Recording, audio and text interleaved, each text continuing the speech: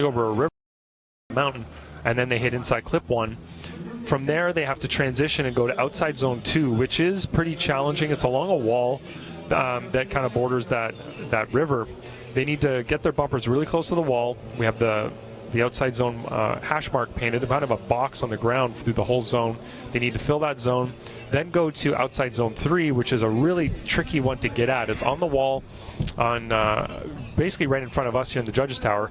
From there, they have to stay really wide. That is the preferred line. It's not a judged line, but it's what will line them up properly for inside clip 2 as they come down the hill towards the finish line. So they need to get close to the bridge on driver's left before they come inside to the inside clip and then cross the finish line. It is somewhat challenging. It's a line that isn't run by everybody, and it's an area that a lot of points are left on the board because of the fact that it is a little bit more challenging to get there. So outside zone 1 is worth 10 points for line and angle.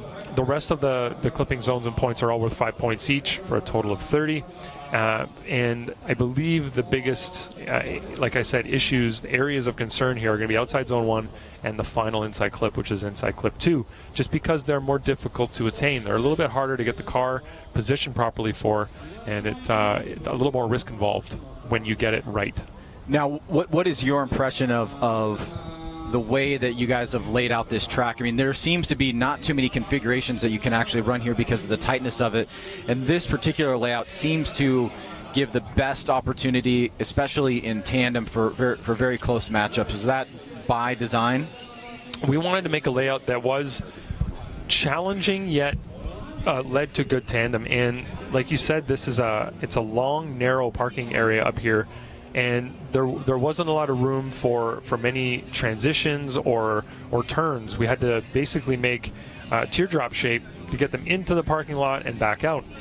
But we could have brought them up the hill and wide early, then tighten up and bring them back down the hill. But we thought that it flowed better going from that tricky initiation on outside zone 1 to a tighter area, which kept the drivers a little closer together, and then it would open up before tightening up before the finish. So it's kind of an accel to a bit of a slowdown, and then a speed back up, and then a decel again. So there are areas for the chase driver to kind of get themselves into the proper position on a couple of areas, even if they fall back a bit. And people should know that one of the interesting things about this track is that when you drive over or from outside zone 1, you're basically driving over a bridge which has something like a 25-foot drop into a stream that's coming down through the mountain. Obviously, it's protected by barricades and it's very safe, but it does have that kind of dramatic sense to it. Here you are surrounded by these beautiful mountains in Shiga Prefecture, and you have this course that basically drives over a bridge, which I think is kind of a one-of-a-kind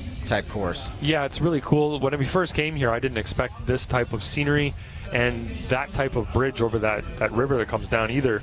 And it's when you get yourself in the right position on this track, watching here live, you can really get a sense of the scale of the mountain and also the beauty of the natural surroundings with that river flowing down. It's pretty different from a competition standpoint. We don't run this in any other Formula Drift event, anything like this. It's the most Toge style track we can have while not being on actual roads, public roads. So being on they call this the Okuibuki Motor Park, and they do other events here as well. MSC, which is basically a stepping stone for Formula Drift Japan. They've done events here in the past as well, and it's come to the point that it's called a motor park, even though it's a ski hill, because of the number of events they do here. So it's a pretty popular spot for drifting. It's, like we said, pretty original, pretty unique, but definitely a challenging track for the drivers, as evidenced in practice actually. With the wet and dry conditions we have now, it's definitely going to be a challenge because of those drivers having to adapt to a dry condition that they haven't even driven on this track yet this weekend. So you can see the windshield wipers on the car on the line right now, but I don't see any precipitation coming down, and the track is starting to dry up. So that's going to be a challenge, trying to deal with the wet to dry transition. The weather seems to follow us no matter where we go, and as you can see, our first driver coming up to the line here. I believe that's correct, but that would put us at driver number 2. Yeah, Kitashiba. So yes, Kitashiba is our first driver up. Tomoyuki Kitashiba on Goodyears, heading out of the gate for our first run of the day. Half wet, half dry, with a little bit of rain coming down now as he heads up into the initiation. Gets that really kind of late initiation, or rather not a very strong initiation, as he moves off from that outside zone. Now we're back into the paddock area, trying to fill that second outside zone, the third outside zone. Now back down the hill for this final inside clip. And we see our first pass of the afternoon. A little bit of smoke coming up there, which is a good sign. We hope that that continues. But Ryan, as you mentioned, it has been off and on raining here, so the conditions can change very quickly. It's much more difficult to track up here in the mountains because we get clouds coming through and drop a little bit of precipitation down. But what is your take there on that first run? I definitely had an issue on initiation. Wasn't really able to get the car to angle the way that I'm sure he wanted to. It was very controlled. That is probably due to the wet and dry conditions, trying to adapt. During the run, we actually had some rain kind of come in here into the tent area. I'm not sure if it was just runoff from the top of the tent or if it's actually raining. Kind of hard to tell right now, but it's definitely a mixed bag out there in terms of driving conditions. So it's going to be a challenge for these drivers to adapt to a partially wet, partially dry track. All right, so our first driver up actually was Takahito Morozumi. He did not make it to the line. Hopefully he'll have an opportunity to do whatever he needs to do to get back for run number 2.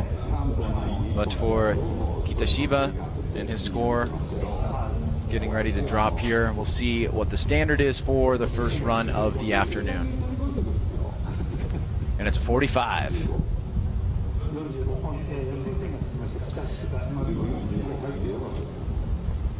So Ryan, for fans watching at home that are familiar with Formula Drift in the United States, the criteria, the track layout, the way you guys approach things, the scoring, speed, line angle style, all pretty similar to the U.S. Most things have been adopted here. You're right, yeah. So the same scoring would be implemented here, 40 for style and 30 for both line and angle. All right, Akihiko Hiroshima, our next driver up, initiates, does do a much better job filling that zone. Good angle, coming over the bridge, hitting that first inside clip, transitioning back around to the second outside zone, coming off a little bit early there as he tries to push towards the wall. You can see that zone right there by that yellow cone on the wall. Good angle coming down the hill and on that second hash mark as he comes through the finish line there. So a much better run there for Akihiko Hiroshima in the Garage D Friends with Good Ride S15 Silvia. And let's take a look at this run here on the replay, Ryan. He did a much better job of initiating than Kitashiba did. So you can see him coming up the hill. He did a pretty good job on outside zone 1. Again, that is a high points area. It's 10 points for line, 10 points for angle. Outside zone 2, you can see there, wraps halfway around that corner, and he was not in it fully, but he did get out wide to outside zone 3, although his angle wasn't very high. It's an area that can be deceiving because that wall comes up really fast, so drivers tend to drop angle there to get close, and that gives them the ability to go wide to get over that bridge on a really wide line and then bring it into inside clip 2. So it's something that is necessary from them, I believe, coming out to that last outside zone on the wall, but it's a tricky spot for sure. So starting to smell a little bit of tire smoke burn there, even with some of the subsequent rain coming down, as we wait for Akihiko Hiroshima's score. And it's a 75, so a much larger score starting off for him. 75 in the books. And we'll move on to our next driver, familiar to the Formula Drift Japan Championship, Hubert Lee, and that Toyota 86. And here we go for his first pass of the day. Very early initiation, and he gets a little sideways there with some understeer, and it's going to come to an incomplete for Hubert Lee. The conditions looking to play a factor there for him. And Ryan, from your perspective, what happened there with Hubert? Yeah, that first section we knew was going to be a big section for commitment, and it looked like Hubert didn't quite commit the way he should, threw the car to angle, but wasn't really able to get on throttle and get the car placed the way he wanted it to, and it just snapped back on him. So it's a combination of errors there, opposite drift, spin, discontinuation of drifting, a bunch of things all happened at once there, but it all adds up to 0 points, unfortunately, for Hubert Lee in his first run. All right, so moving along to our next driver here, you can see the rain now starting to be a little bit more apparent here. I'm sure that's going to be comforting for a lot of drivers. They've been practicing for the last 2 days in the rain, and all of a sudden it just dried up near the end of that practice session. So I believe now everybody will be more comfortable. Hopefully the conditions stay consistent. We always say that we prefer to have consistency than partially wet, partially dry. You don't want that mixture of conditions on the track. You want to have that consistency so you know you can be committed. The speeds will be lower, and it won't be quite as aggressive in the rain, but at least it's consistent. Harutomo Tamenishi, our next driver up, a new face here. Slow roll off the bridge into that first inside clip, makes a little bit of contact there. The bumper comes a little bit loose.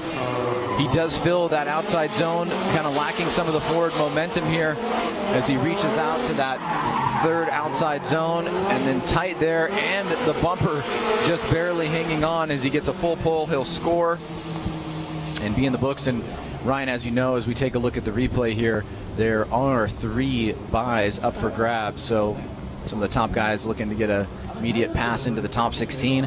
But for Harutomo, how's his first run? It was a little bit lacking in aggressiveness. You could tell that he was trying to be a little bit conservative on this run, trying to get a score on the board, it looks like, and he will be successful in that.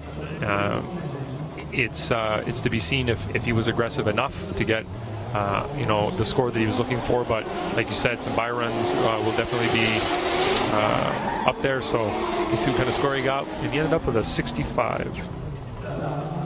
65 for Harutomo Tamenishi. And last round we saw it's usually low to mid 70s, which is kind of our cutoff for this field of drivers. Taichi Isano, our next driver up with Secret Racing in the S15. Our flagger down there, the first group of drivers, the first 5 moving off. We qualify with sending a limited number of drivers down to the hot grid, and then get those guys through their qualifying passes, moving back up to the paddock for them to await run number 2. And we are about to be off here with Taichi Isano. Flag goes down, and we are ready to go. Driving up that hill, looking for some speed. Very early initiation as well. Holds it, tries to get deep into that zone. Pretty good job there. And then through that first inside clip, big e-brake pull as he enters that second outside zone, trying to find that nice forward momentum, that consistency and fluidity, as now he traverses back down the hill, and he's right on that third hash mark. Almost comes unstuck there, but keeps it in drift right through the finish line. And Ryan, remind us exactly where you guys want to see the drivers drifting through and maintaining control on the course. Is it those 2 blue cones up there as the finish line? That's correct. Basically, the beginning of outside zone 1 is where the track ends on the way back down the hill. You can see Hisano here did a good job of getting himself into position for outside zone 1, got to inside clip 2. Pretty decent angle through outside zone 3.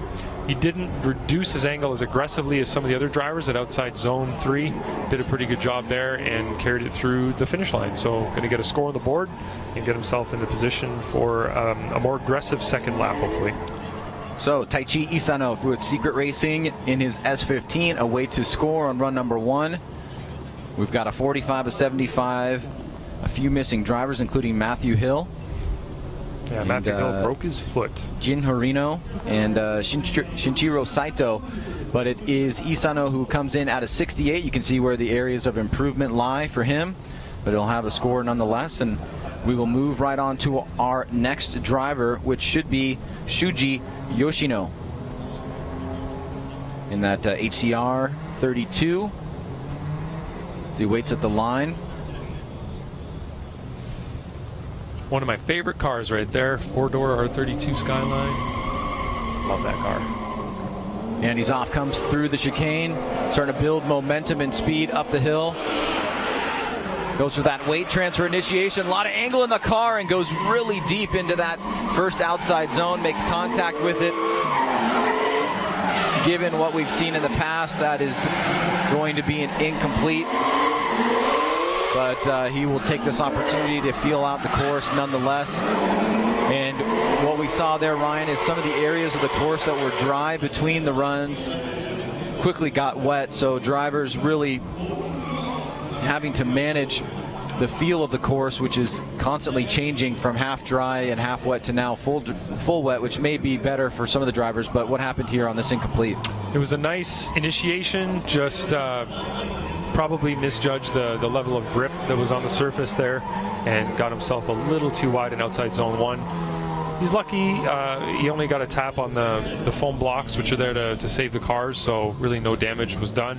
He was able to continue driving around the course and didn't even lose his bumper. So very, very mild hit there, and he's going back up to the pit area, maybe to adjust something for the new wet conditions, since it did dry up near the end of the first practice session, and they may have changed some things, so we'll see what happens when he comes out for a second lap. All right, car number 888, Yuta Nozawa in the JZX 90.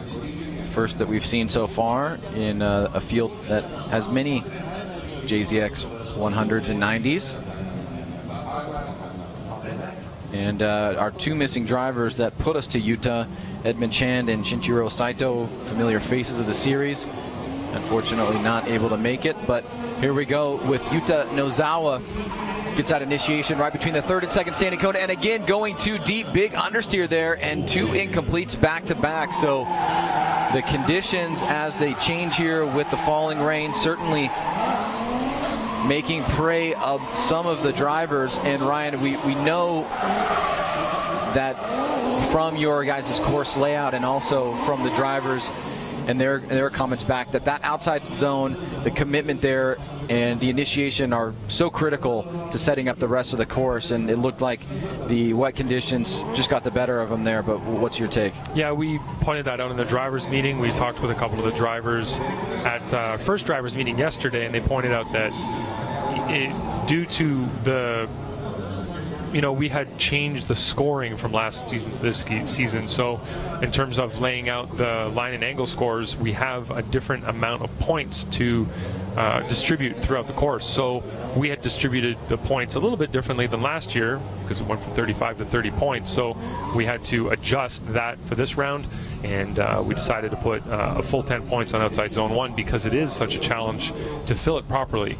Not all drivers are doing it in practice, and we don't expect them to be able to all do it during qualifying. But that is the point of qualifying, is to separate and put into those positions the drivers that are doing things at a higher level than the other ones are. So that's an area that we see a lot of opportunity for some of these drivers. All right, Yuichi Amagai, our next driver up, initiating into that first outside zone.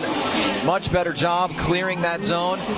Now coming up on into the paddock here. A tiny bit short, but looking fluid in that outside zone 2. Gets caught up there as he goes a little bit wide on his line. Now wrapping back around very close to that outside wall, and it will shoot him wide of that final inside clip. So got a good start there on that first outside zone, and you can see the protective blocks of foam keeping the drivers off that rock wall. And Ryan, here on this first pass by Amagai, what are some of the big takeaways? Yeah, you can see him initiating up to the wall. Did a pretty good job on outside zone 1. A little bit tentative in that area. Could have been more confident. Didn't get out all the way to outside zone 2. And tightened up his line there going from outside zone 2 to outside zone 3. You can see the angle drop down a bit in that area. So his commitment is not going to be as high as it could have been going through that area. But overall, got a score on the board, so at least he has that.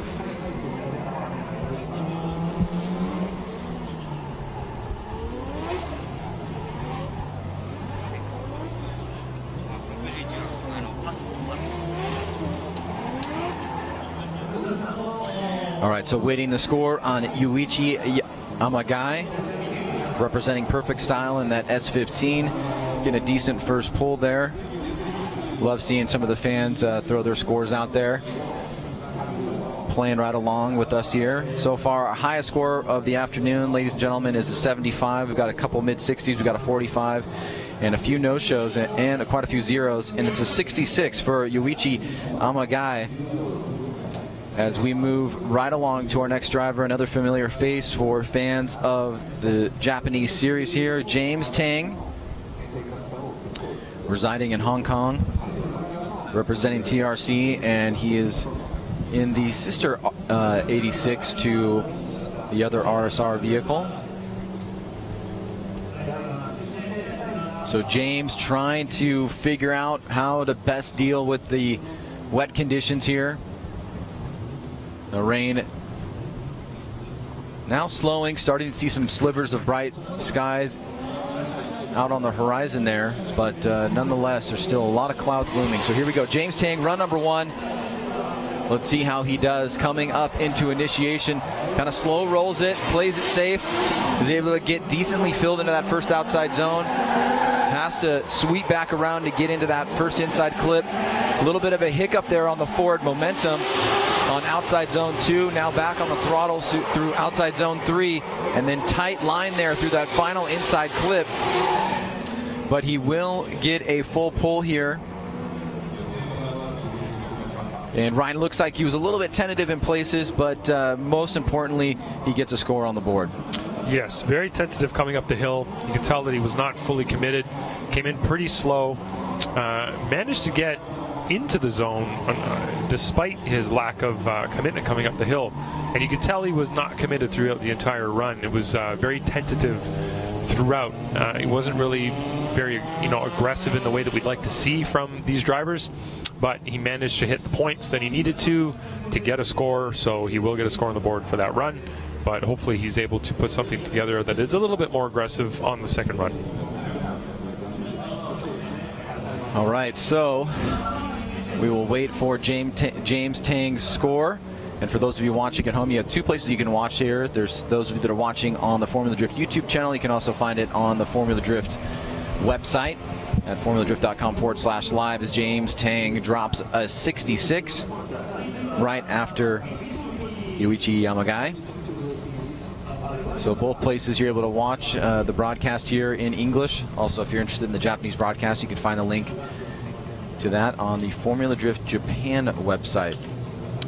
So our next driver up, Hiroki Vito, Team Top Tool Racing with Rio, Japan. The RPS S13 180SX. Here he goes, first pass of the day. A little bit of a hiccup there on initiation.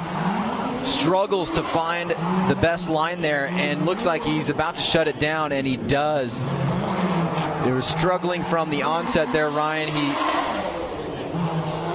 I guess you guys would probably, if I had to guess, you would probably say it was an incomplete initiation or almost a double initiation, which led to him coming really late into that first outside zone. Yeah, it was not looking good right off the bat, and then he then straightened up again multiple times throughout the run. So definitely going to be an incomplete for him on that run. I don't know if it was a mechanical thing or if he just didn't have the momentum to get himself through properly, but it was not a scoreable run. So that is the last driver of our second group, sending the third group out now, which consists of Kazuto Ichiyanagi, a regular here in the FD Japan Series, Jun Ji Yamamoto, Masakazu Hoshi, Masami Noah, I believe are the 4 in that group, and it may be Daisuke Hara as well. We'll take a quick break, I see on the schedule here, after Jun Ji Yamamoto.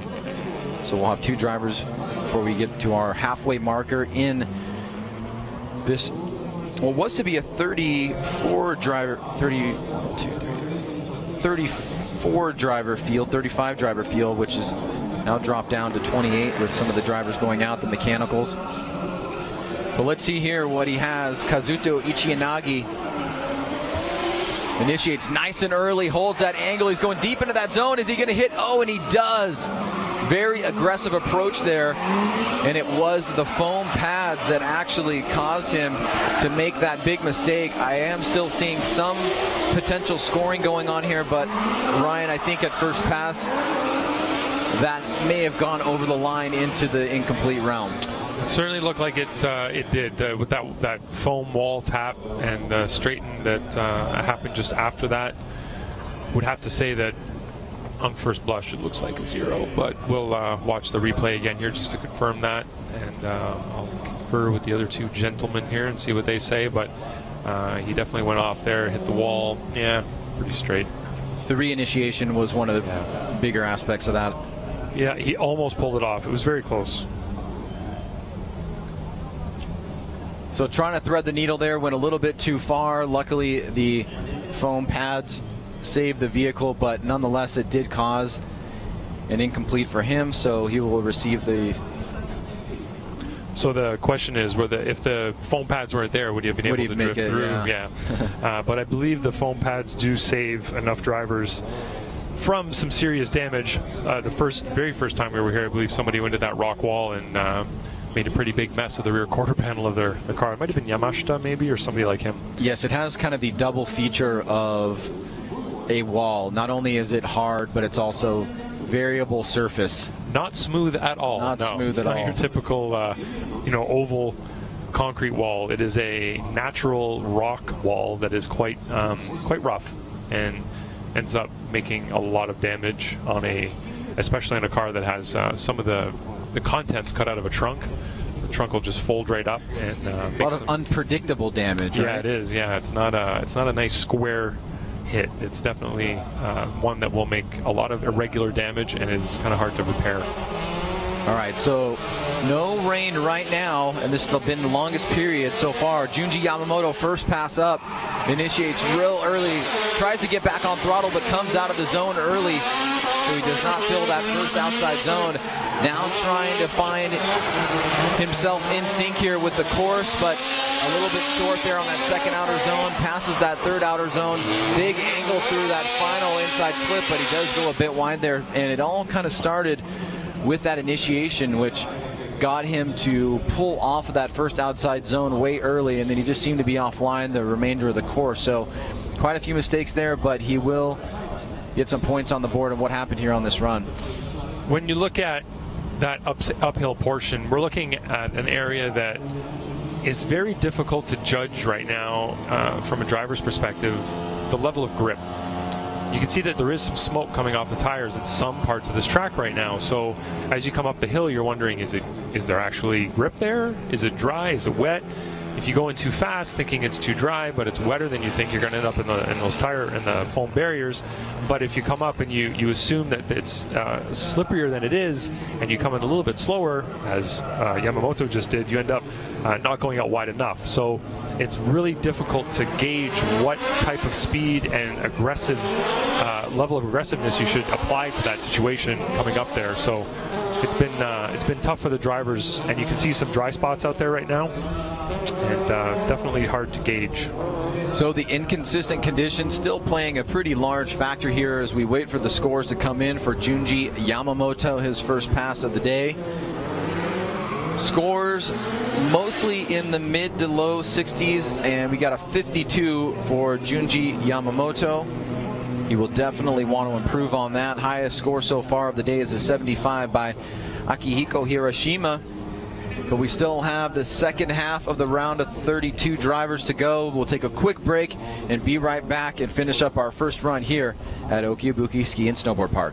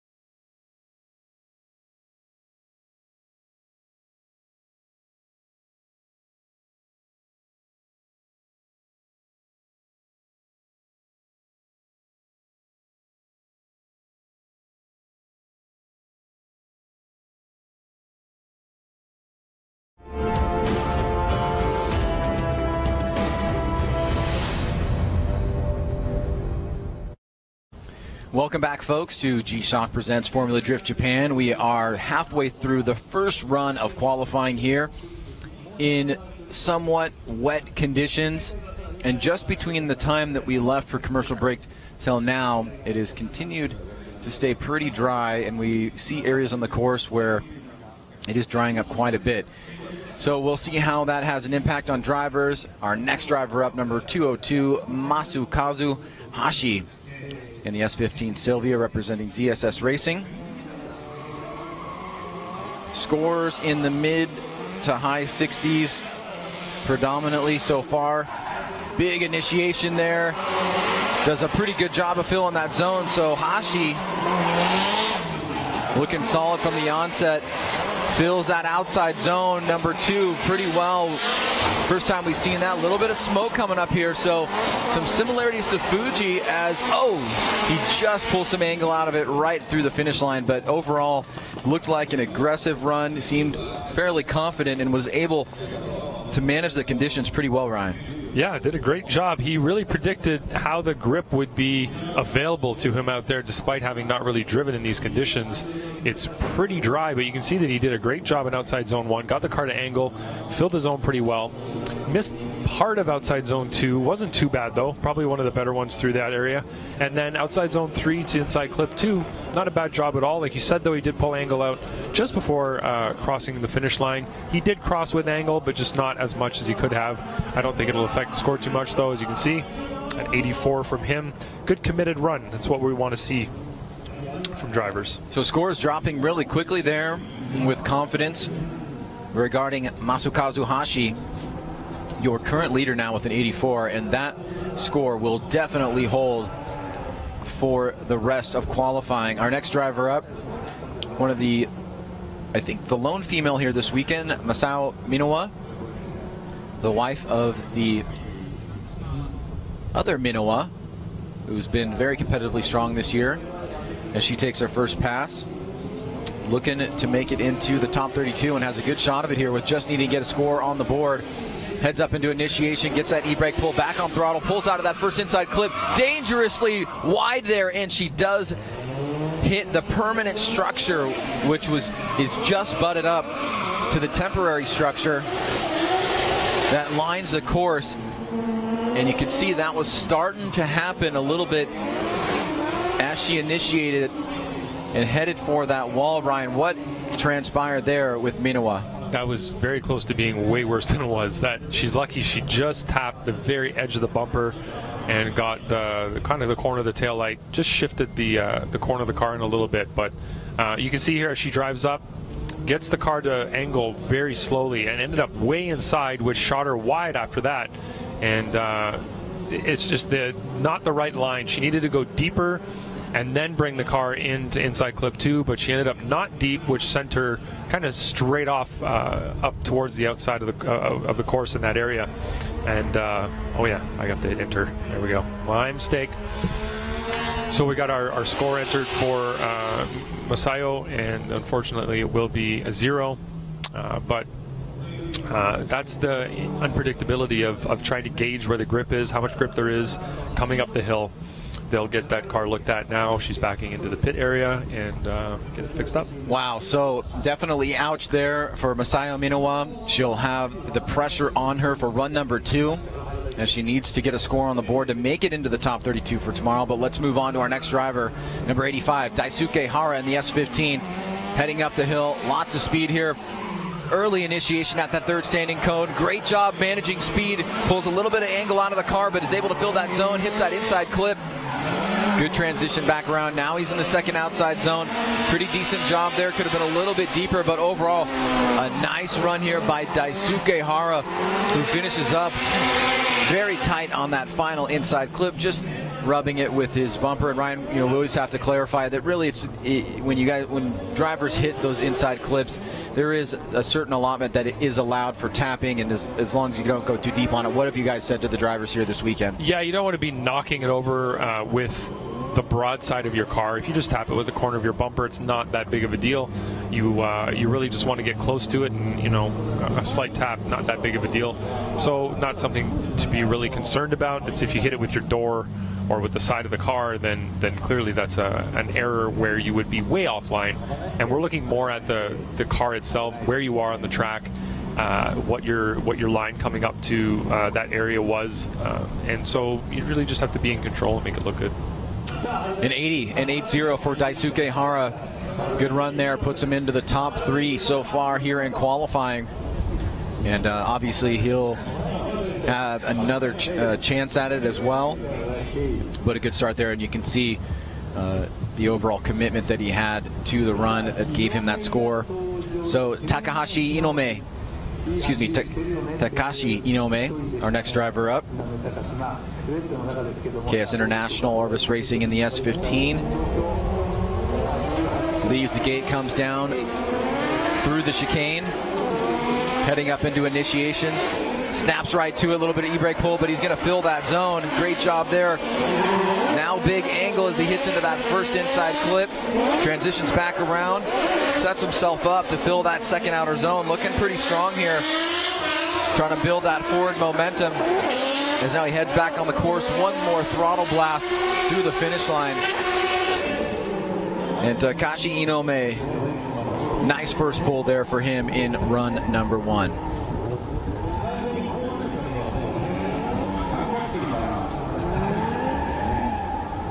So seeing Ryan just fill out the remaining of the scores here, we'll go to the replay and get a little analysis from you. Yeah, it looked like he over-rotated a little bit just before inside clip 1, but he did a good job of carrying the car through the rest of the course.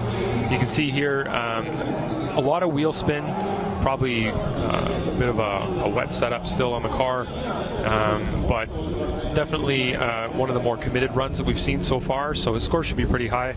I believe he got one of my highest angle scores just because of the way that he carried it through all of the scored areas pretty well. He might have lost a couple of points on style for the bobbles that he had there, but as you can see, 78, so pretty good angle score. But in between the scored areas where the style judge is watching, there would have been some deductions for those errors.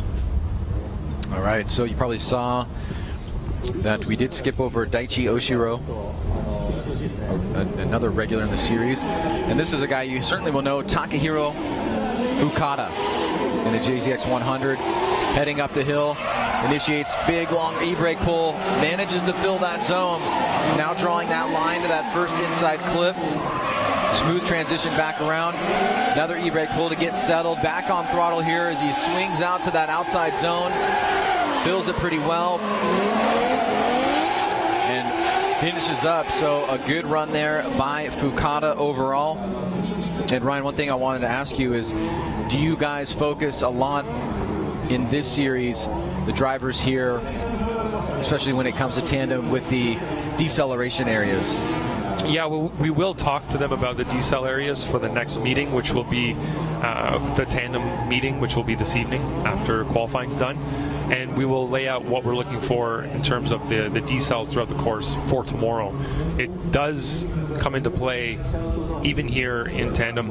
It's something that we haven't had in the FD Japan series, but we started implementing it, I believe it was last round, and it's something that we are a little bit more committed to for the rest of the season now. All right, so an 80 for Fukada. A good start for him. Starting to see those scores click up now. And one of the most exciting drivers in the Formula Drift Japan circuit is this young guy here, Kanta Yanaguida, representing Team Top Tool and Rio Japan in the S13. A tremendous talent, a young guy, not even 20 years old yet. I think he's just 17, just turned 17. And a lot of hype behind him. He's had some very strong moments here.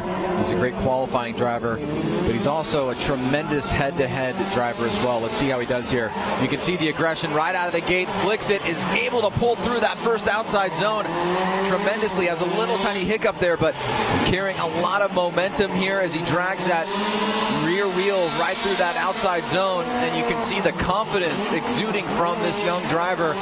He pushes a little bit too hard there on that final inside clip and does overshoot it, but Ryan, from my mind, at least from my vantage point, which is a little bit blocked with this camera here, it did look like he had a very aggressive and well pulled off initiation into first outside zone. I believe his style score is going to be pretty high. The way that he drove up that hill full confidence, full commitment all the way up the hill into that initiation.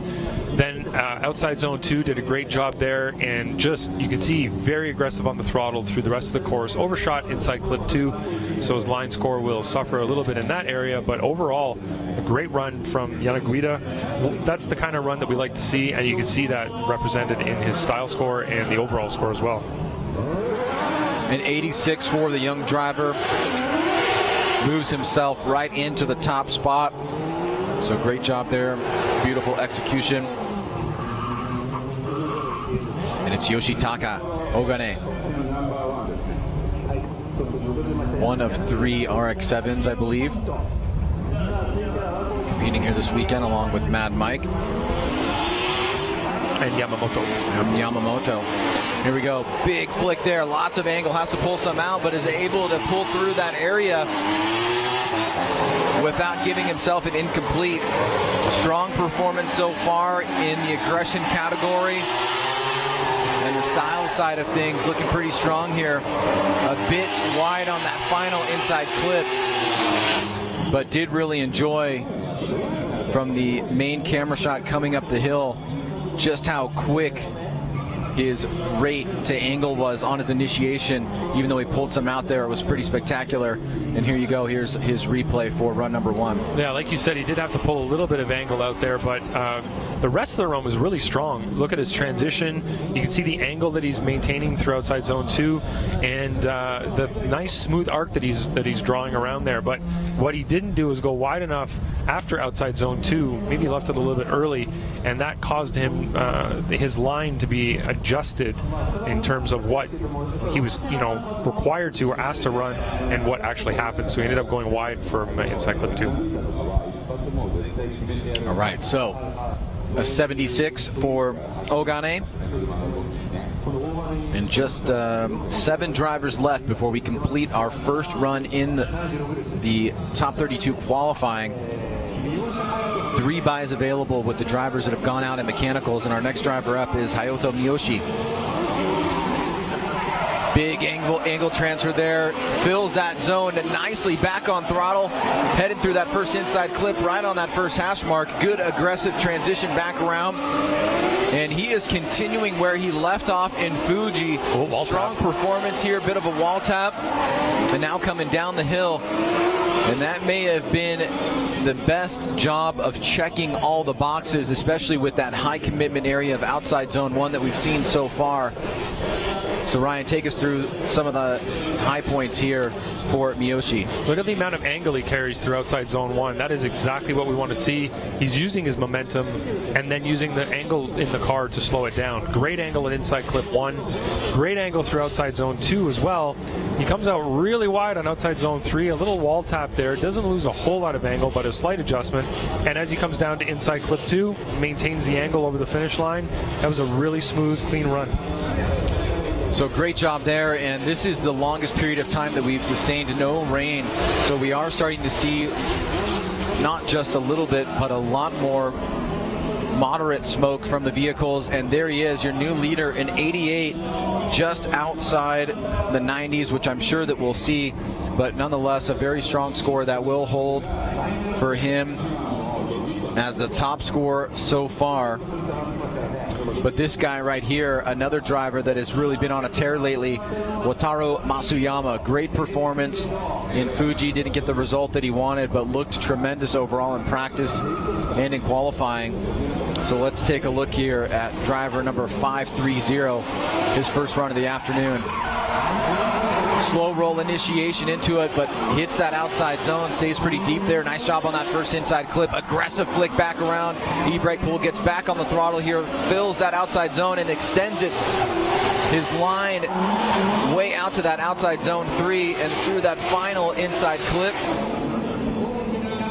We are starting to see the aggression mount upward as these top drivers are getting drier conditions and knowing what to expect, but also just the level of skill that we're seeing here in these top 10 drivers. At the point we're at now, where we have a majority dry track as opposed to a wet one with some patchy dry. It's pretty much fully dry now. You can see that this track is a lot more fun in the dry than it is in the wet.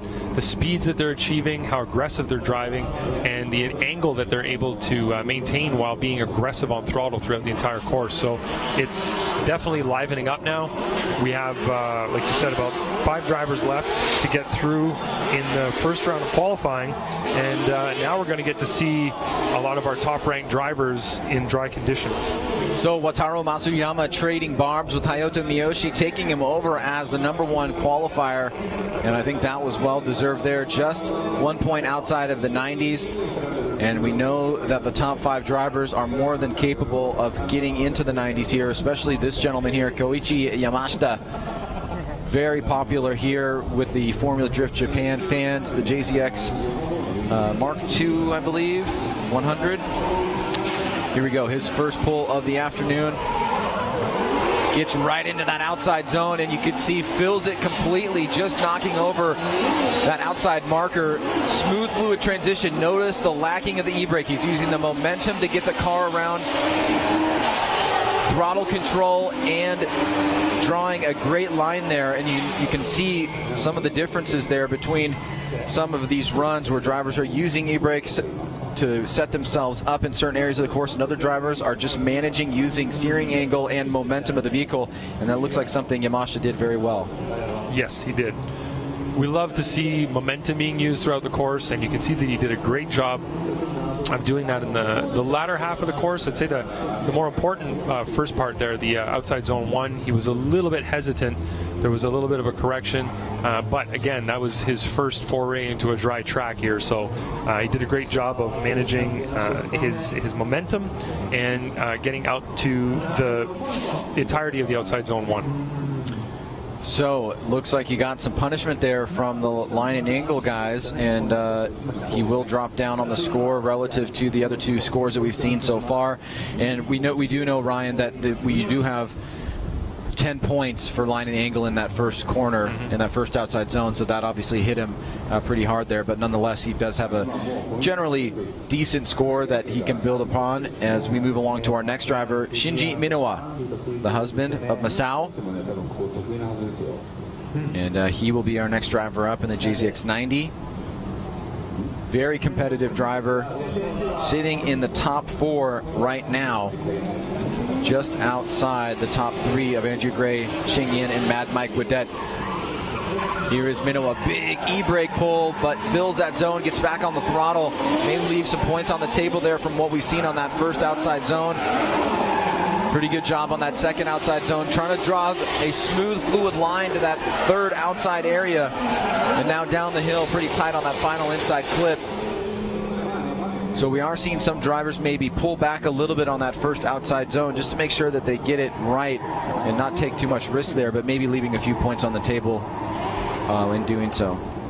Yeah, you have to play it safe in that area, because that's an area that can break your whole run. If you go too wide, you're definitely going to go into those foam barriers in outside zone 1. But if you're too far inside, it might lead you to make an error like Masami Noah made, where she hit the wall coming across the bridge because her line was so off of what it should have been at outside zone 1. So you can tell there that Minowa, Shinji right now in his yellow JZX 90, he's running a different color set of rear wheels that may be his dry tires, since we probably weren't expecting a lot of dry to happen this weekend. He ended up putting them on the silver wheels as opposed to his red ones. So an 8-0 for him, a positive score, but not in the top 5, or excuse me, the top 3 right now. So he will have something to build off, and we are seeing that the scores in the mid to high 80s have all really had positive scores on that first outside zone, and with 20 points allocated there for both line and angle, and some very important. Next driver up, Andrew Gray. Bit shallow there on that first outside zone. No stranger here to championship runs. Wants to take some away from Mad Mike Widet as he wraps through that outside zone number 2. Hits outside zone 3, now shooting down the hill. A very aggressive driver with a dry course that he's able to take advantage of here. and didn't exactly fill that first outside zone, but you can see just how dangerous he is and how quick he is on this course for the head-to-head matchup. So Ryan, what do you see here from Andrew Gray? Well, I saw a little bit of hesitation there, an initiation up to outside zone 1, and then he overshot it in an odd area there beyond it, but managed to keep it on the track. You can see that as he was approaching outside zone 2, it looked like his line was off coming towards it, and had to kind of correct his rotation there as he got into the zone. It almost looked like he was going to overshoot outside zone 2 a little bit, and maybe his timing was off because of that error he made on outside zone 1. But overall, not a terrible run, but again, these are drivers that are dealing with a new dry condition here, coming from full wet practice over the last 2 days. 76 for Andrew Gray, not the score he wants on run number 1, but he does have that second run remaining. And you can see again that first corner definitely chipping away at those points. As we go to the man that sits in second place right now with that big win, the story of the weekend, Shang Nian coming out on top, beating Andrew Gray in the finals and chipping away at the championship lead of Mad Mike Wadette. Big initiation here for Shang, back on throttle over the bridge through that first inside clip, transitioning back around, gets into that second outside zone, comes off just a tiny bit early, but tons of throttle here from Shang as we've seen continued improvement from him, not only year to year but event to event. Had a stint in the FD US Pro 2 Series for a while and certainly matured there, but I think we've seen him come up to very high level pro drifting, especially this year. And how was his first run overall, Ryan? Did a better job at outside zone 1 that the last few drivers have been doing, so did a great job there. Good angle and line through outside zone 2. I liked his angle through outside zone 3. Could have been a little bit closer to the wall maybe, but overall pretty decent run. Looked committed, looked comfortable, and didn't look at all tentative throughout the run. So score should be pretty decent.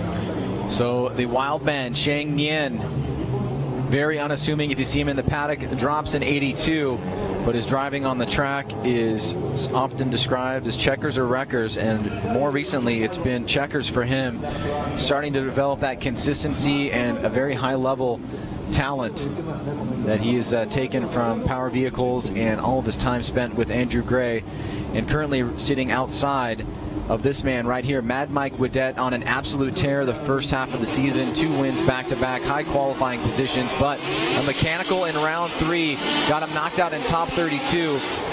Needs a good performance here as he's still the current leader. Mad Mike very deep into that outside zone, nearly goes into the wall. It does cause a mistake for him as he pushes a little bit too hard. Now he's off course, and it looks like Mad Mike was not really ready for these conditions. Maybe pushed a little bit too hard, saw some of the other drivers putting smoke up, and he did push hard into that first outside zone, but he made a mistake after that, and also on outside zone 2.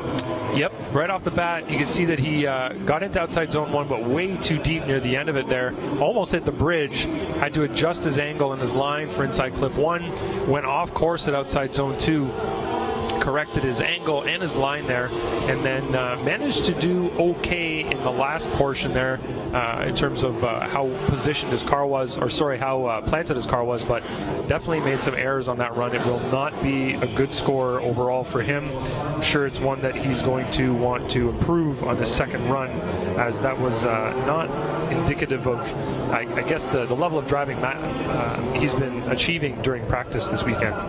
So Mad Mike waiting his score. As you said, Ryan, not the run that he was looking for.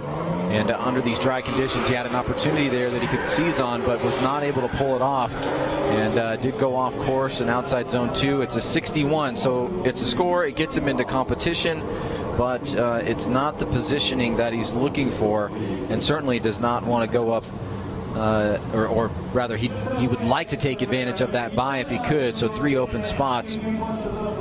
We will quickly take a break and start run number 2 here at Okuibuki Ski and Snowboard Park. This is the G-Shock Presents Formula Drift Japan round number 4.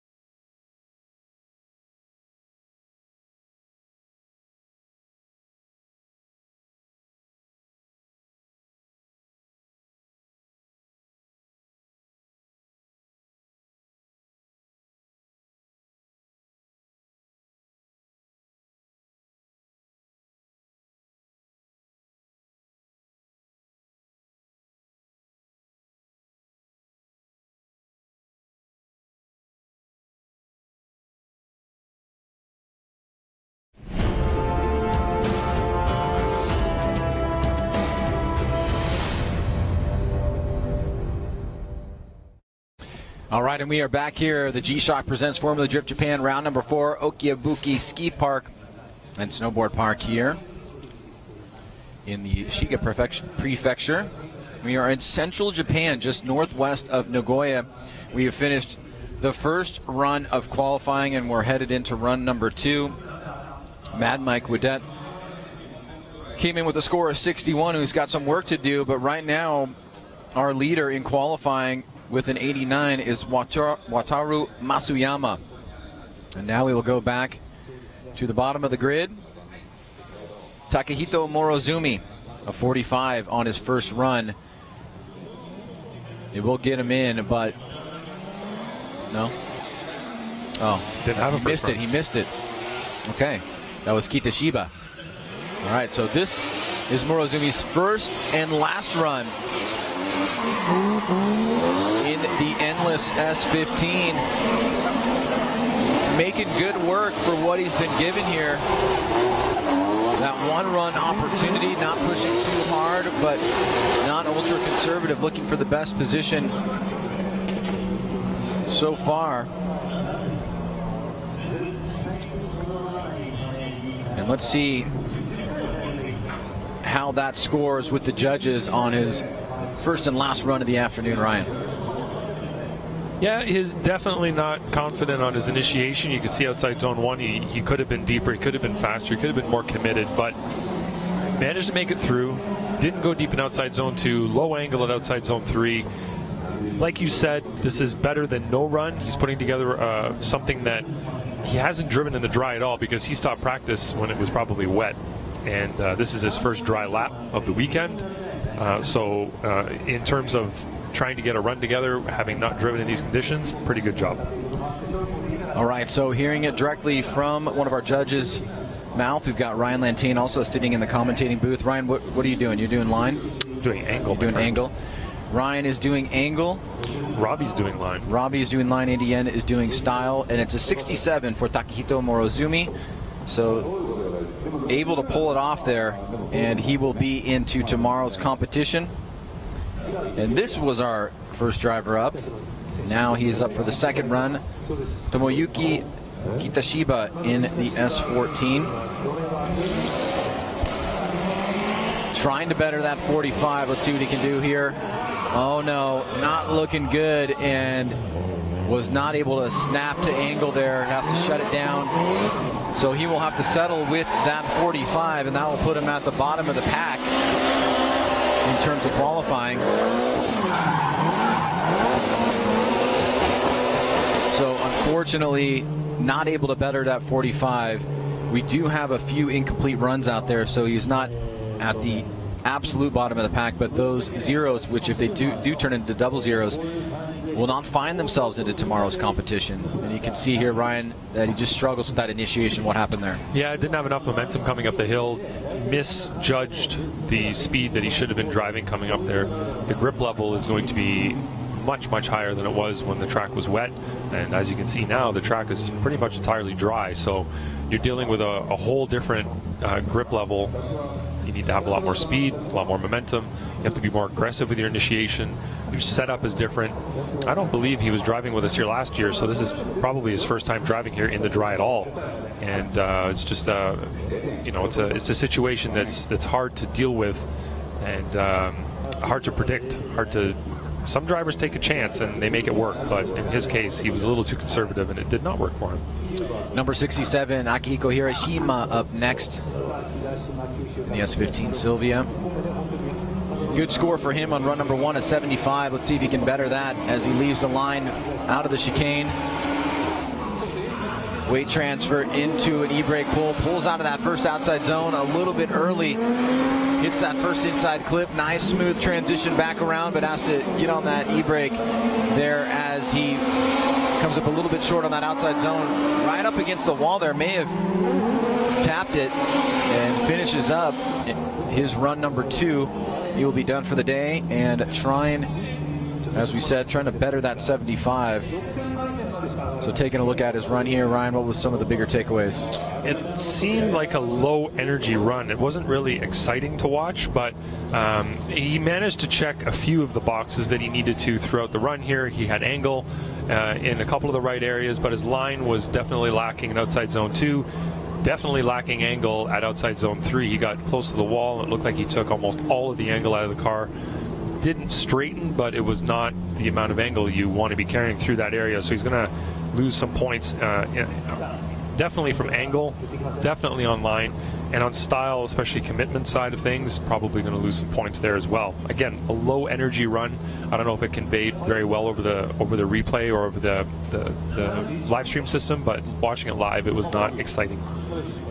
So a 71 for Akihiko Hiroshima, and we will move on to our next driver, Hubert Lee. Hubert does have the pressure against him here on this run. He had an incomplete in his first run, was not able to get out of the first corner.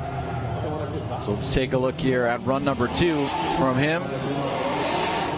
He's got to get a score on the board. Slow roll initiation. Oh no. Tries to keep the car in drift and still struggles with that first outside zone. I see the judges looking around. They're going to want to see that replay. It's all going to come down to that first corner. He's able to navigate through the remainder of the course relatively unscathed, but it really is going to come down to that initiation in that first outside zone, which he did not hit whatsoever. You can see he tries to initiate here, inducing drift, but is not really able to. Almost has to reinitiate there. I mean, that is really fine line. So, Ryan, have you guys made a decision there, or have you made a decision on the interpretation of that first outside zone?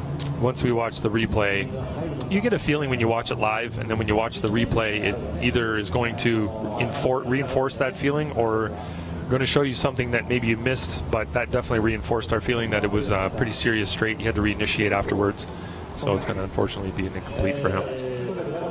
A tough break for Hubert Lee. Sadly out of the competition overall. And we'll move on to our next driver, Sansa Bumper, Harutomo Taminisha. Initiates here. Off the throttle for a second, now back on as he gets into that first inside clip. And you can see just letting the car float out there. Not a lot of forward momentum, but getting through the course nonetheless. He had a 65 on his first run, so he's got enough to play ball for tomorrow. But trying to move up the ladder as best he can, give himself that qualifying position. That'll give him the best advantage here. So Ryan, how was this run here on run number 2? It was a snappy initiation, but not really on the line that you want to be on. He didn't really get wide enough out to outside zone 1, so that put him on a tight line coming to inside clip 1, but managed to get deep enough into outside zone 2, low angle at outside zone 3, and then as he came down to inside clip 2, managed to maintain angle through there and through to the finish line. So going to get a score. Guessing it's going to be a little bit higher than his first one, based on my score anyway. Maybe a whole lot more, but definitely a little bit more. All right, so trying to better that 65 is Harutomo Tamanishi.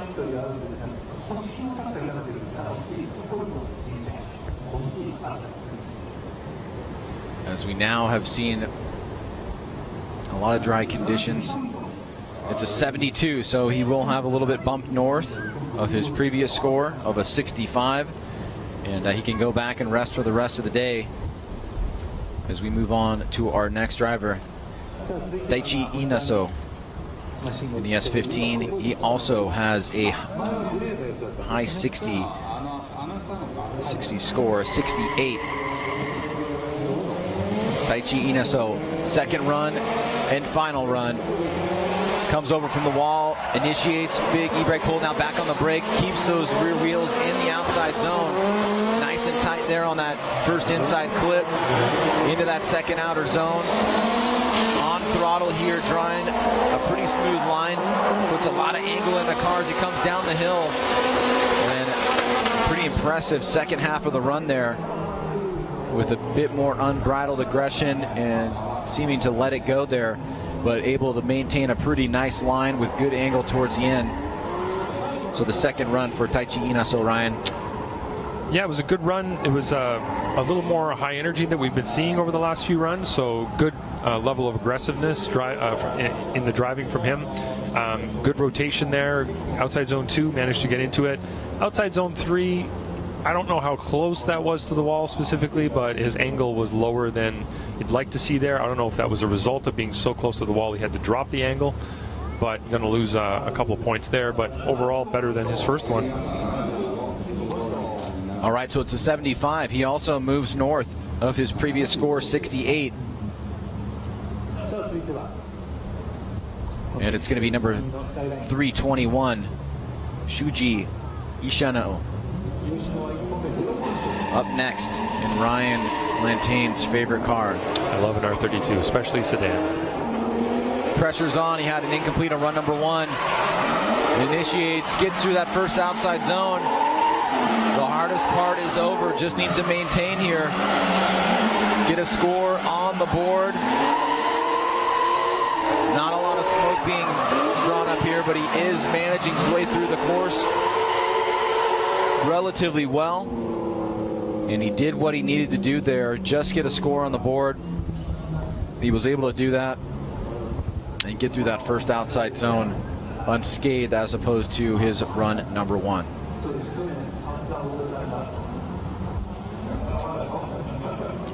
His angle could have been better throughout the run. You can see here that he's not really running max angle anywhere throughout the course. He had some angle in outside zone 2, but had to pull it away. You can see low angle here as well through outside zone 3. And then I guess the highest part of his angle would have been at the finish, but then, sorry, at inside clip 2, but then as he approached the finish, the angle reduced again. So the car's not looking settled enough for him where he can really throw big angle and carry it throughout the course. He's having to run a little bit less. I don't know if that's a symptom of too much grip maybe built into the car with the setup he has currently, but could have been a little bit more loose, I guess, throughout the course. Hung the tail out a little bit more. Outside zone 1, he did an okay job on angle, but his line was off. He wasn't even in the box at all, so the score's going to suffer there as well. And the score comes in at a 67. Does the job that he needs to do in getting a score on the board, and he will now wait for tomorrow's competition. And another driver here that has the pressure on, one of the handful of incompletes, Yuta Nozawa, up next in the JZX 90. Let's see how he performs. Also coming from the wall, initiates, gets back on throttle. Pretty good job there in filling that first outside zone. Smooth line, kind of a hiccup in his rotation and transition to outside zone number 2. But just looking to get that score on the board. He's going to go wide here on that final inside clip, but gets it done nonetheless. And let's go back and take a look at the replay here, Ryan, and analyze his second run. Any score is going to be better than no score, which he had on his first run. So you can see his initiation pretty good. Great line. He ran all the way through outside zone 1 with the tire right on the line, so his line score should be pretty good there. In terms of how the car was settled going to outside zone 2, there was a little bit of a checkup there just before entering the zone. Had a correction and angle going into outside zone 3, and then pretty clean through to the finish. But he did, in terms of line, go a little bit wide on that last inside clip. All right, and it's a 69 for him.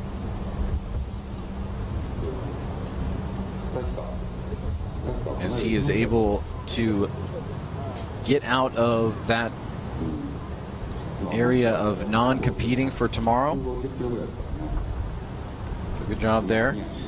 Another driver that needs a score is the next driver, Benjamin Chiam. And he did not compete in run number 1, so we'll want to know the story there. Benjamin Chiam, one and only Supra here this weekend, the wide body. Heading up into initiation, very early initiation, big e-brake pull, but comes out of that first outside zone unscathed. Nice through that first inside clip. Gets into that outside zone, number 2, a bit late. But as he navigates his way through the course and comes through the finish line, he too will find himself into tomorrow's competition by completing that run. But let's take a deeper look and analyze what happened here with Benjamin Chiam, who was sitting on the line with a lot of pressure and was able to come through, Ryan. Yeah, good for him. He didn't have any runs in the dry so far, and he comes out in this first dry lap on the second qualifying lap and puts together a decent run. It was pretty precise, off a couple little areas like right there in outside zone 2, but overall an aggressive run. He was on throttle quite a bit through the course. You could see smoke coming up, and he positioned the car more or less where it should have been throughout the entirety of the track. So I don't think his score is going to be in the top 5 or 8 scores, but I think he's going to be in a comfortable position, especially considering where he was coming into this round of qualifying here, with having a 0 from not running his first qualifying lap at all. All right, a 72 for Benjamin Chiam. Gets the job done here. We'll see where that slots him into the top 32 lineup. Yuichi Yamagai up next. 66 was his first run score. He's a guy. He is a guy. So looking to better it. He's got the pressure off. Really interesting initiation there. Breaks the tires loose in both directions. And now he's navigating his way through the inside of the paddock here.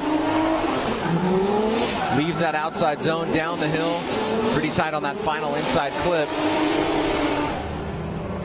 And his campaign is done for the weekend. As we take a look back at the replay here. And Ryan, just to give us a little comment on the initiation here. You guys have pretty much said it's open. Yeah. How they want to do it, but what do you guys prefer? I don't love the double flick. I like when they get the angle in the opposite direction of initiation and then rotate to initiation. That was kind of a manji initiation, if you will, but got the job done, got through. Maybe we'll have to talk about describing a better way to initiate in the next drivers meeting, just to keep everybody on the same page. But overall, did an all right job in that run. All right, so Yuichi Yamagai waiting on his score. People asking at home if Yokoi is competing this weekend. No, he is not. It's a 72, so he does increase his score value from a 66 to a 72, which is what Benjamin Chiam had as well. And now we will go to the other 86, the sister 86 of James Tang. James does have a score. He's got a 66 on the board, so he's into competition for tomorrow. Let's see how he does here on run number 2. Driving up alongside the wall. Straight line approach on his initiation. Really slows the momentum down. Now back on the throttle. Has to angle up there to get to that first inside clip. Has a little bit of a hiccup there. Now back on the throttle, starting to generate some smoke. Now the wheel speed much better coming down the hill, but another pause there as he makes his way through the finish line. So James Tang, first run score, middle of the pack at a 66. Trying to better it here on the run as we take a look at the replay on run number 2. And did he improve in your eyes, Ryan? Not in terms of angle, not a whole lot of commitment from James. You can see a lot of e-brake pulling going through that zone 1, which you're not really looking to do that through that area. You should be using your angle to slow the car down. Was off of outside zone 2, lower angle at outside zone 3, got on throttle and was committed coming down the hill. But as you said, coming into inside clip 2, just before the finish line there, had a little bit of a stall up before coming by inside clip 2. So his score actually dropped by 2 points. His first score was a 66, and he ended up with a 64 on that run. So he's got to clean up his commitment throughout the course. It just looked like a low energy run. He didn't look committed throughout, and it led to some areas that he was missing. Just needs maybe a little bit more practice in the dry to get a little bit more comfortable with the car and what it can do on this course. All right, so James Tang is done for the weekend, and now Hiroki Vito. Pressure on, incomplete on run number 1, initiates, trying to navigate. Oh no, he's going really deep here and gets towards that wall. Has to angle out in order to avoid major contact there, and unfortunately we are seeing some of these guys topple under the pressure and open up another opportunity for a bye for one of the top qualified drivers. He was looking really good in practice.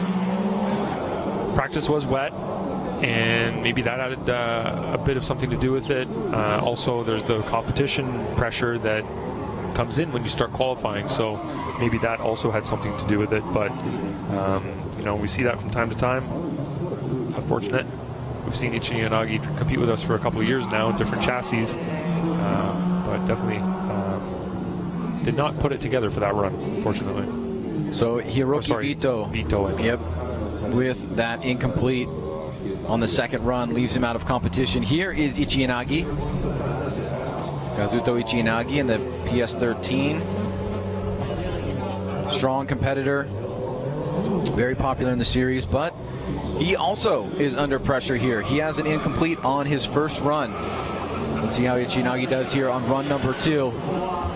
Conditions still remaining dry. Initiates, gets to that outside zone, pulls off a bit early there, but comes out of the hardest part of the course. And now he should be smooth sailing here in just trying to get a score on the board. Nice angle coming down the hill. He's tight on that final inside clip. And obviously a much better improvement for him on run number 2, getting himself out of that scary position of an incomplete.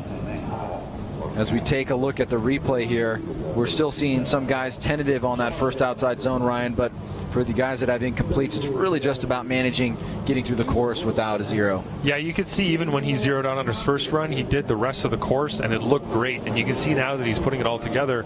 Did a pretty good job throughout the course.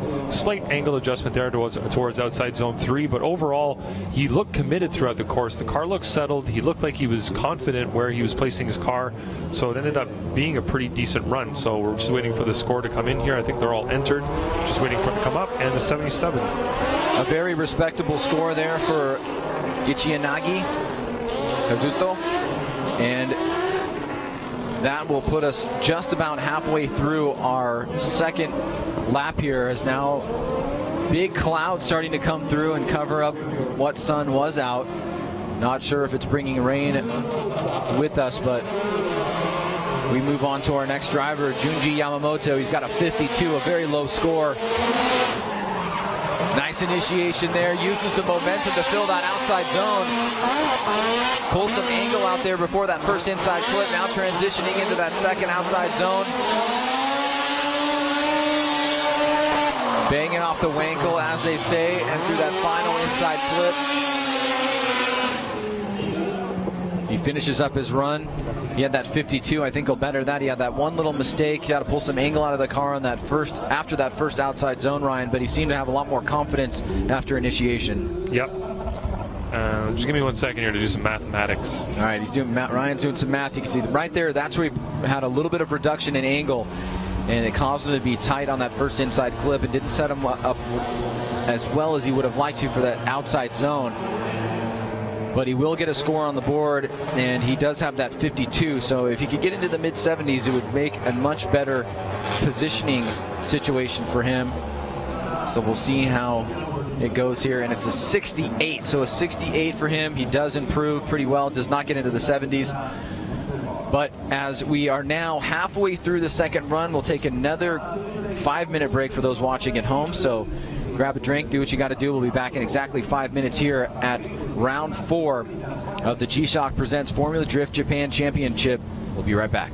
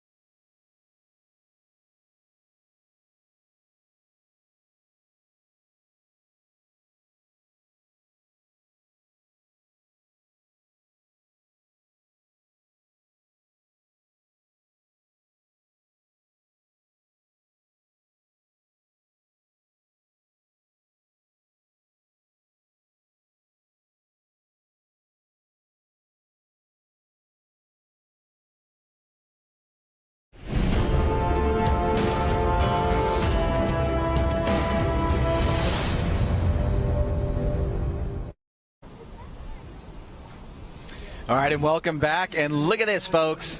The rain is coming down. And into the tent.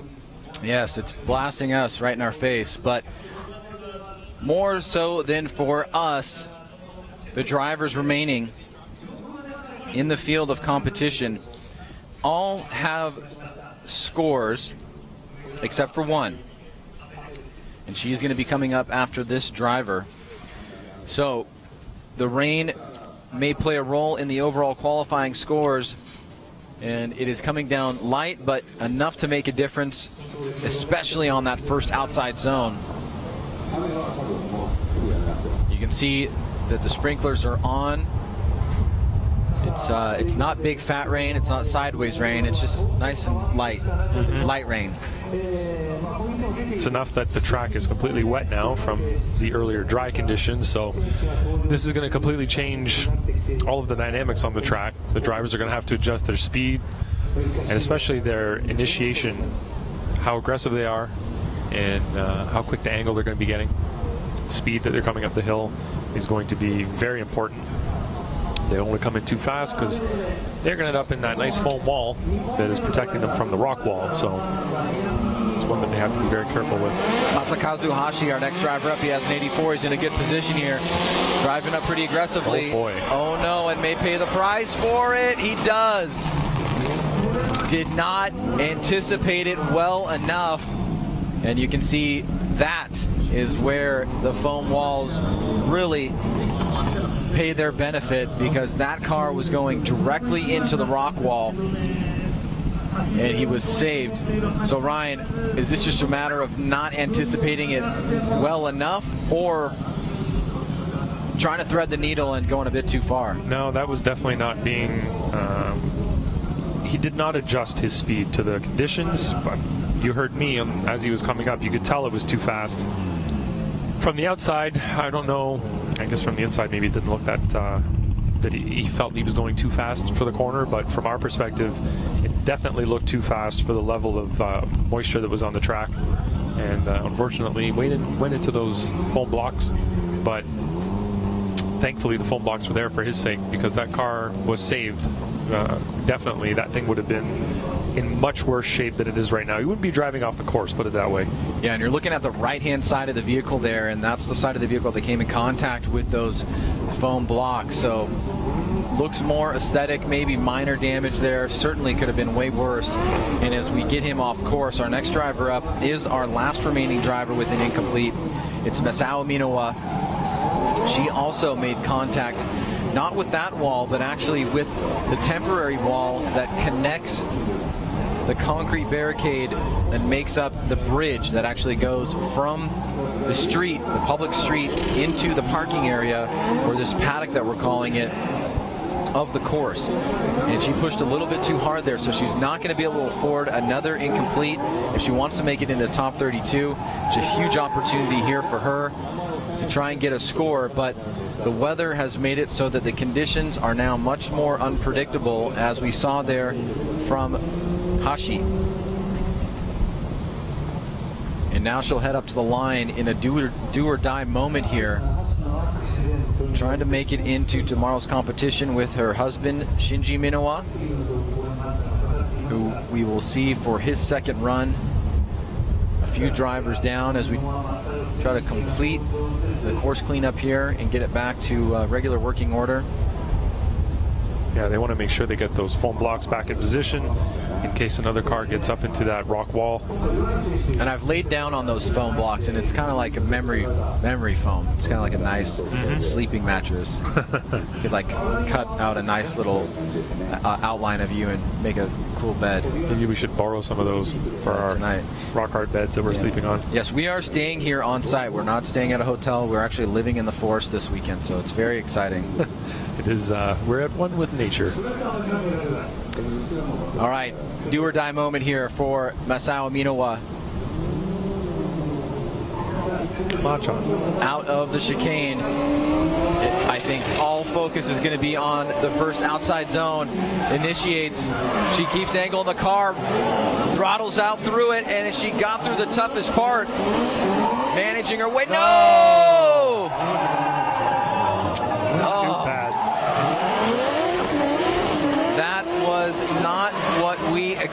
expected after she made it through the tougher part of the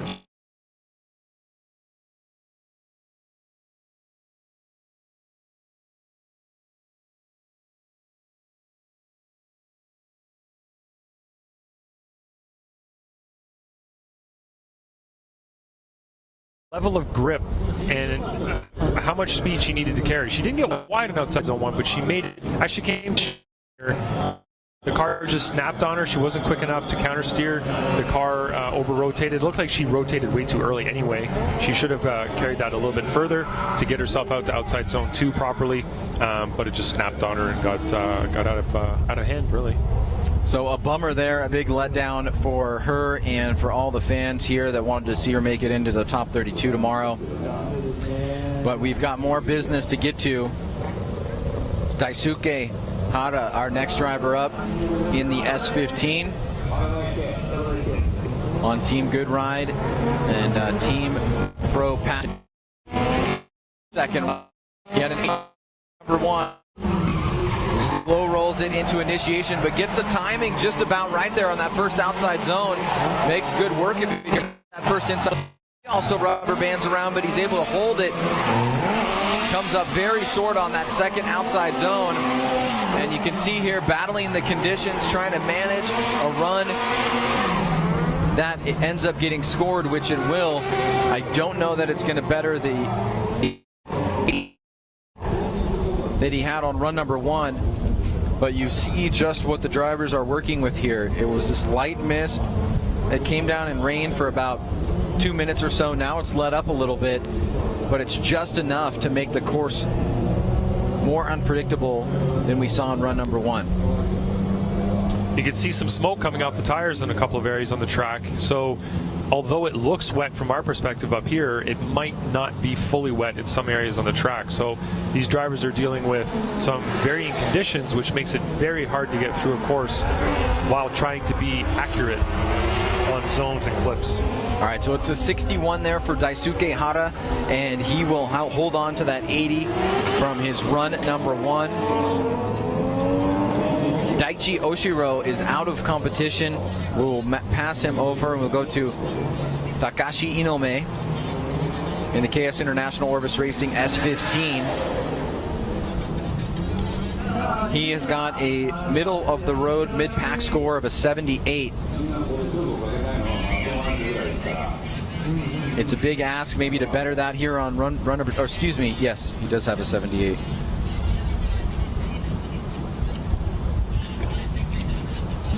It's a big ask here to make a run at this course than what he currently has, but he's going to give it everything he's got here on run number 2.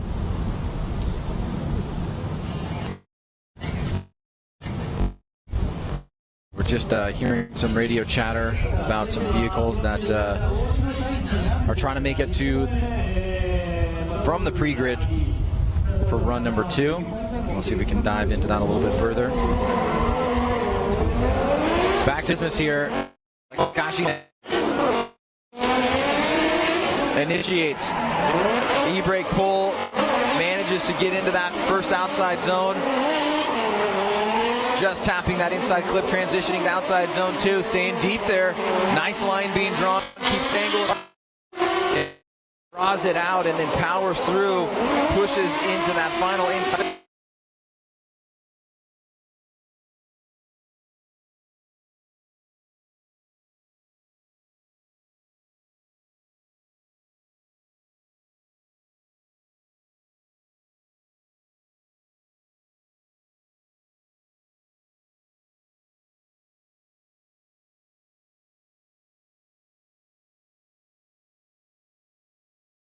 Pretty well.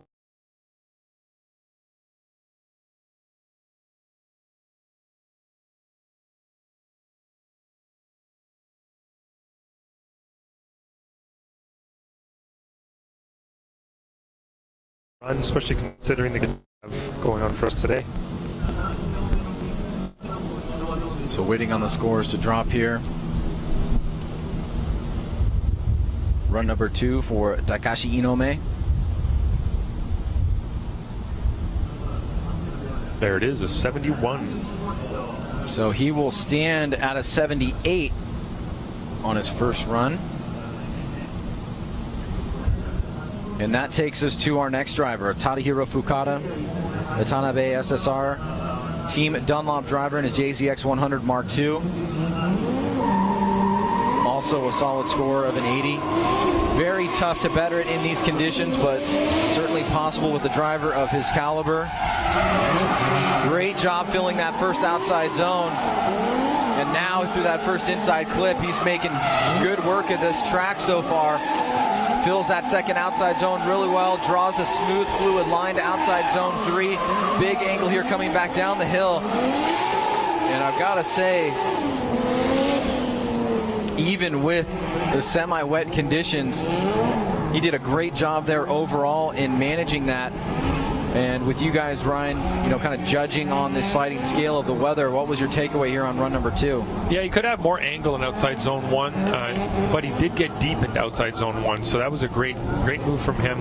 It's not an easy area to judge the speed, the amount of momentum that you want to carry up to that zone because of the varying weather conditions. And I don't know if you guys can see on the camera, but there's a lot of fog rolling in right now. The cloud cover is the ceiling's dropping considerably right now. The fog that's coming in is a lot lower. You can see kind of coming up the valley right now, so visibility might become a bit of an issue, but definitely the precipitation is varying in a way that is unpredictable. So these drivers are trying to be aggressive. They don't want to write their cars off on that wall. Even with the foam there, it is still possible to maybe hurt the car. So they just want to be as aggressive as they can without being unnecessarily aggressive to the point where they're going to damage anything. All right, so Tadahiro Fukada done for the day. And look at that, he matches his first run score of an 80. So maintaining consistency for him. And we'll move on to our next driver, the young gun Kanta Yanaguida with Team Top Tool in Rio, Japan. Was our number 1 qualifier at one point with an 86, bested by Matsuyama with an 89. Let's see what he can do here on run number 2. Big flick, nice angle there, back on throttle very early in that first outside zone. Lots of smoke coming up given the conditions, and a great line being drawn there to outside zone 2. Slight bobble there on the transition, but making excellent work of this course here. And no fall off from him performance-wise on run number 2. Even with the changing conditions, you see that he's still on top of his game here and very comfortable on this course overall, Ryan. Yeah, he did a great job. Very aggressive, very committed. He is doing a great job of placing that car. You can see how close he was inside clip 1. The rotation outside zone 2 was fantastic. So he's one of the drivers that's able to predict the amount of grip that's available to him on the track despite these varying weather conditions. So he did a great job of doing just that throughout the entire course. So I think he's going to get a pretty good score. Kanta Yanaguida continuing to impress here as we are almost done with qualifying. It's Saturday, 1:45 p.m. in Japan. Thanks for tuning in wherever you are in the world. We got a big day of competition tomorrow. The weather has been a factor all weekend long. Ever since we got here, it's been raining on and off. And Kanta Yanaguida does not better his score, but still remains in a strong position here. He'll hold on to that 86 in run number 1. And we'll move on quickly to our next driver, Yoshitaka Ogane.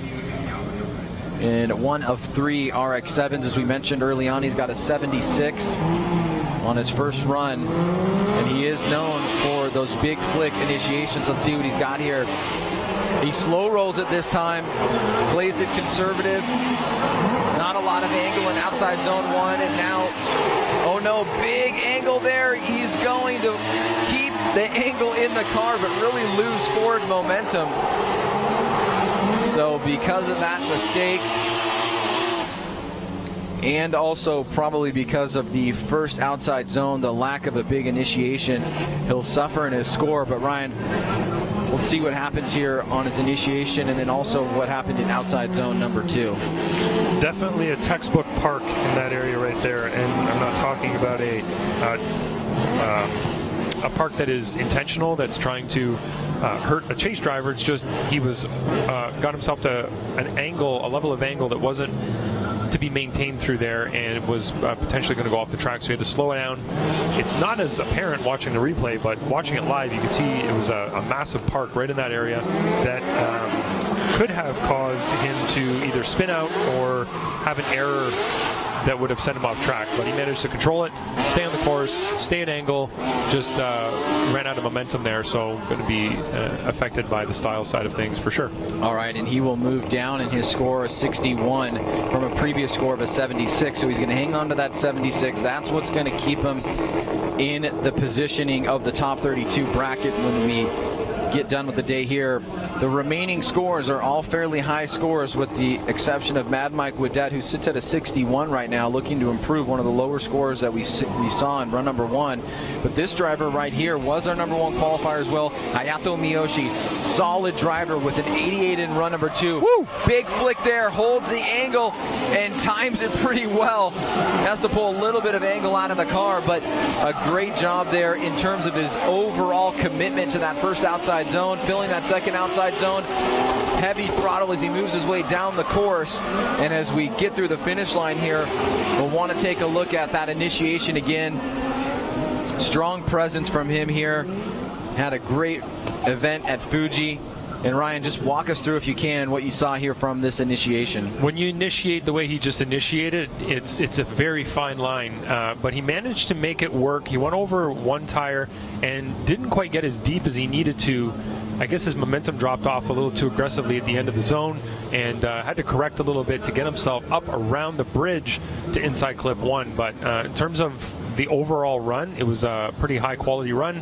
Just one mistake after that outside zone 1, but really high in terms of commitment and aggressiveness throughout the course. So we get a glimpse there after the succession of those 2 qualifying runs of Hayato Miyoshi and the quality that he brings to the table in not only his drifting style, but also his commitment in pushing the level as high as he possibly can. As we await the score, it's going to be a 76, so he will hold on to that 88. Obviously, we are seeing some drop off in scores here, generally speaking, in run number 2 because of the conditions. But we now go to our number 1 qualifier with an 89, Wataru Matsuyama, a driver that has impressed us at many rounds this year. A great qualifying driver, and also head-to-head. Initiates big angle here, makes his way through that first outside zone. The angle causes him to have to make an adjustment before that first inside clip, deep into that second outside zone, a little bit too deep there, as he tries to manage really close to that wall, leaving outside zone 3, going into that final inside clip. And I don't think that is going to better the 89, but not lacking in the commitment whatsoever is Matsuyama on run number 2.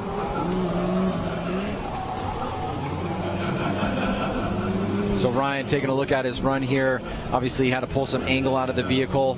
Yeah. What was the major takeaway? It was an aggressive run overall. It looked good, but just missed a few of the marks throughout the course. You could see through outside zone 3, had to pull out a lot of angle going near the wall, and then it would almost look like a reinitiation, but threw a lot of angle in it after that. So he had a few strong points, but he wasn't able to tie it all together in an overall coherent run. But he ended up with a 76. Like you said, though, his 89 was the high mark so far. Not able to match that, but 89, I think he's still in first position, if I'm not mistaken, isn't he? He is in first position. Yep. We have not seen anyone break into the 90s yet. Hard to know if that's going to happen here with the conditions as they currently stand, but a driver that can do it is this man right here, Koichi Yamashita. Teamwork and team well. The JZX 100 initiates. Nice angle. He's back on throttle real early there. Little bit of angle reduction, barely noticeable after outside zone 1, but a nice transition into inside clip 1 and outside zone 2, now leaving outside zone 3. Big angle there through that final inside clip, and making good work of it.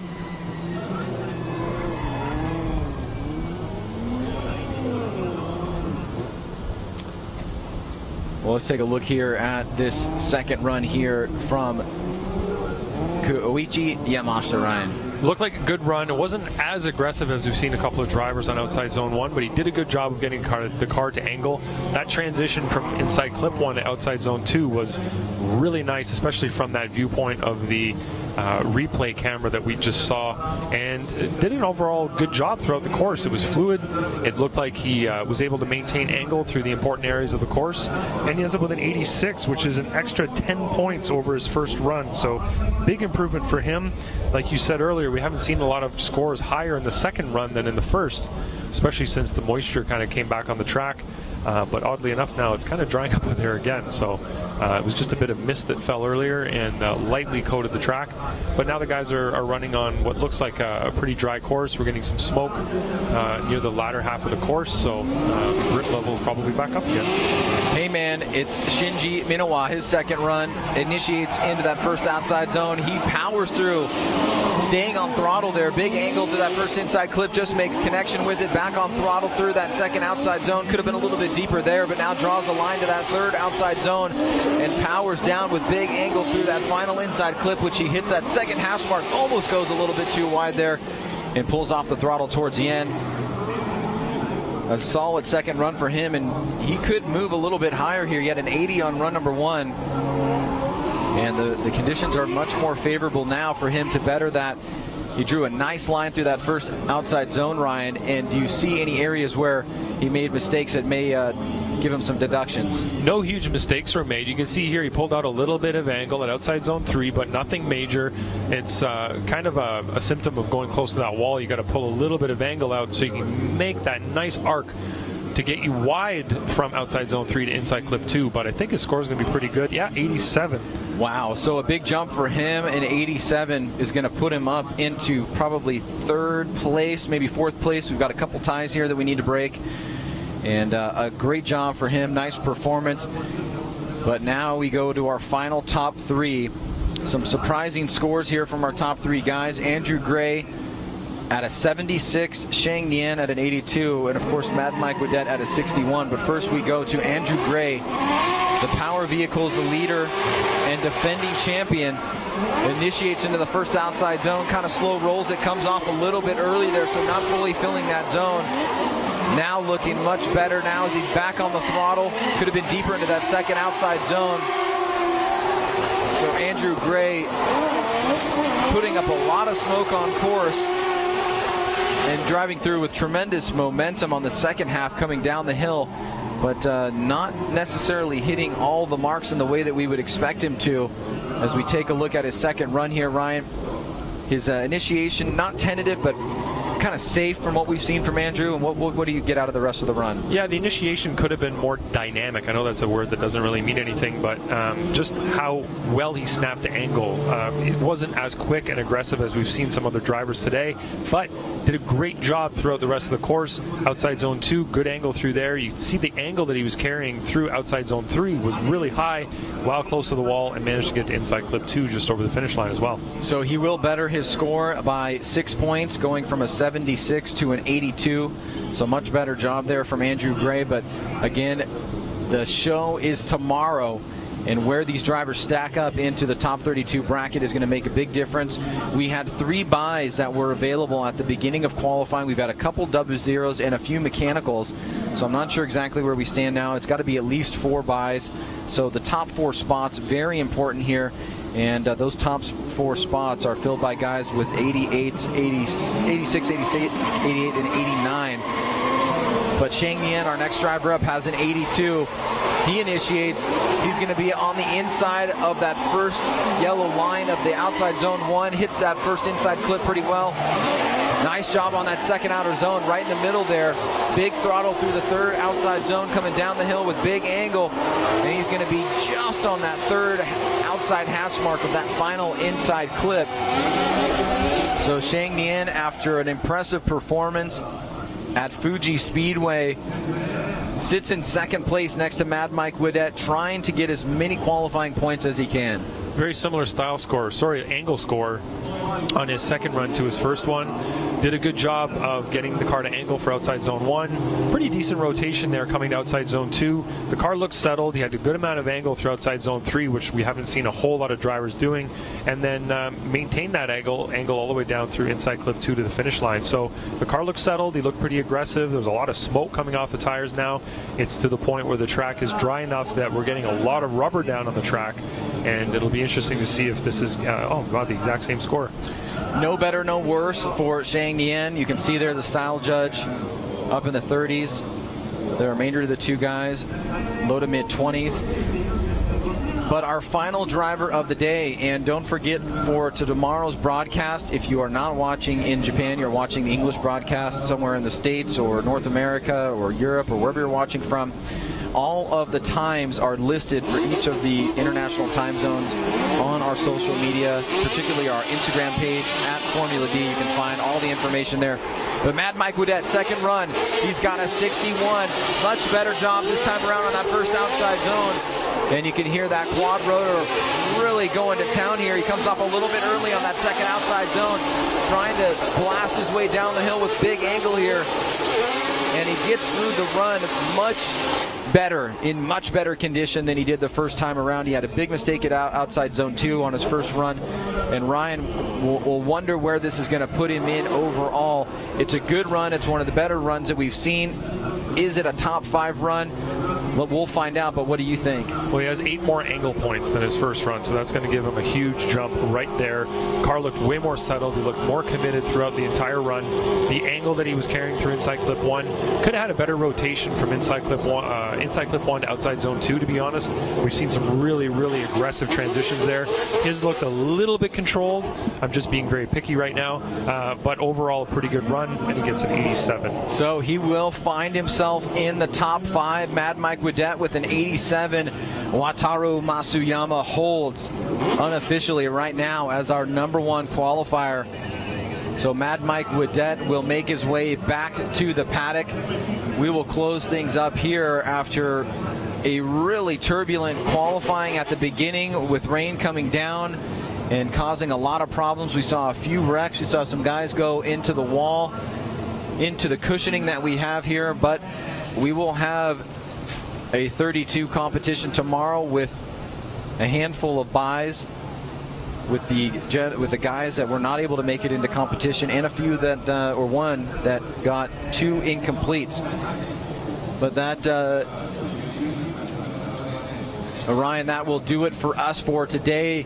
Any impressions from you about what we can expect for tomorrow in the head-to-head competition? Well, I'd say tomorrow this whole competition is going to really hinge on the weather, and you can see right now the amount of cloud and fog coming in. It's very unpredictable. Today they predicted rain through the whole qualifying session, and yet we had dry for most of the second run of qualifying. So it's really hard to predict what we're going to end up with, and I think that's what's going to really throw a wrench into these drivers' plans, because it's going to be hard for them to plan what tires, what pressures, what setups to run. When they're actually out on the track, it's going to be hard for them to plan their entry speed, how aggressive they're going to be on the initiation, and how to place their car where they need it. So I think that's going to come into play. There's a lot of luck in there as well. When you take a chance, you've got your car set up, you have to make a lot of guesses, and you also have to try live on the track to get the car to the right speed and get it in the right place. So it's going to be hard for them tomorrow, I think, to do that. So the conditions obviously going to be the biggest question for the weekend as we head into top 32 tandem battles tomorrow. We will rejoin you guys tomorrow again. Head over to the Formula Drift social media pages if you're looking for the international broadcast times. For Ryan Lantain and myself, Ryan Sage, we will see you guys tomorrow as we finish up the G-Shock Presents Round 4 Formula Drift Japan here in Okuibuki at the Ski and Snowboard Park.